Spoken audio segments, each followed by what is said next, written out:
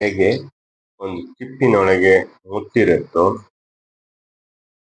ಒಂದು ಕಾರು ಚಲಾಯಿಸಲು ಡ್ರೈವರ್ನ ಅವಶ್ಯಕತೆ ಇದೆಯೋ, ಹಾಗೆ ಒಂದು ಮನೆಯೊಳಗೆ ಒಬ್ಬ ಮನೆಯ ಒಡೆಯನಿರುತ್ತಾನೋ, ಹಾಗೆ ಈ ಶರೀರದೊಳಗೂ ಆತ್ಮನ ಅವಶ್ಯಕತೆ ಇದೆ.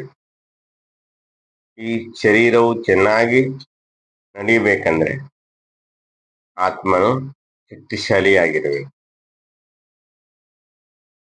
ಹೇಗೆ ಒಂದು ಕಾರು ಚೆನ್ನಾಗಿ ನಡಿಬೇಕಾದ್ರೆ ಡ್ರೈವರ್ನ ಆರೋಗ್ಯವು ಚೆನ್ನಾಗಿರಬೇಕು, ಹಾಗೆ ಈ ಶರೀರವು ಚೆನ್ನಾಗಿ ನಡೆಯಲು ಆತ್ಮನು ಶಕ್ತಿಶಾಲಿಯಾಗಿರಬೇಕು.